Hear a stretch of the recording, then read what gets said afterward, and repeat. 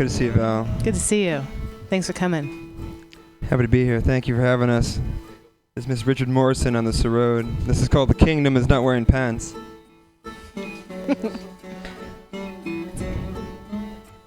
Once upon a time, there was a kingdom that had fallen fast asleep. I say fast, but it had taken a very long time.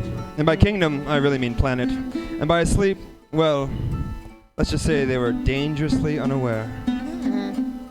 For in this kingdom, the organizing principle of the planet was lost to its people. Lost, I say. As treasure may be, buried somewhere. Now, the kingdom had not gone completely insane. They still knew their actions had physical consequence. But more importantly, or one may say tragically, they no longer believed thought to be in action. The consequences of this was quite dramatic. For the consequence of thought was the organizing principle of the people's experiences in this kingdom. And this organization, let me tell you friends, was magnificent. As it was consistent, as it was subtle. So subtle in fact that it seemed that the people seemed to take no notice of it at all. Concentrating on their own individual thoughts, they had individual internal experiences. Not noticing these were the same experiences they had previously given others. Action and reaction were understood on this planet, but only in the most basic physical context. So if one kicked a rock, it was with the intention the rock would move. If one hit another with a rock, he expected to be hit. But if one made another feel unloved, he was unable to explain his own despair and feelings of being abandoned by the world. As I said, this organization of this planet was magnificent, was constant, was seen everywhere. So it was taken for granted. Also, with this organization, thoughts naturally became things. Understood by the people was that a person could imagine a rectangular box beneath a triangular box, and with an axe, action that thought into a log cabin thing. Misunderstood was why one could find oneself in an abusive relationship, followed by an abusive relationship, followed by an abusive relationship, or why one may be thinking of a long-lost friend one moment to then receive a phone call from that same friend the next moment.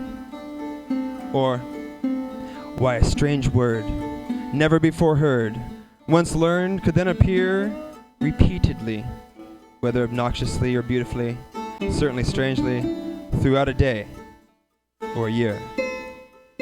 These themes the people did not notice, perhaps chose not to notice, and were explained away, or were not explained at all, and were filed away in a catch-all category they called coincidence. A very large and general file, this. Large enough, in fact, that one could lose anything, really, you didn't want to look at.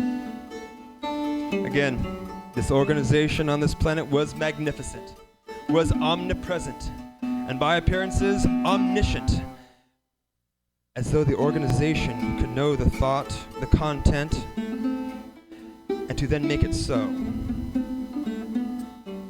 Though nobody noticed this. And so assigned this duty arbitrarily to some outside agency or deity, or ignored all causality categorically and said there was no organization at all. However, there was an organization. In principle, in practice, and in the people's practice of their principles, they called them morals. They redeemed themselves accidentally and showed understanding of this organization's third facet. Accidentally, I say, for they didn't understand it. What they did, what it meant, how it could represent a mode to change the experience of all who experience. And that was the curious custom of some to do no harm. And as the experience received, usually symbolically resembled some previous experience they gave, so then, by the people's vernacular, they showed understanding and said, "Live and let live." Some did, not all. And that population that did was small, or was unseen, or was seen to be a subtle amount, if at all. These thought holders, these subtle action takers, experience givers, these were the planet's great hope. They were the new experience makers. For a kingdom fast asleep, mired in suspicion and superstition, mistrust, anger, and despair, the do-no-harmers were there, changing by acting on their piece of the kingdom called their surrounding, and said the following: "We organize peacefully, subtly, as subtle force is powerful, as the most powerful force is subtle, say we, so say me." And while subtle, the effect of these people was more than zero. In this kingdom, know they are the hero.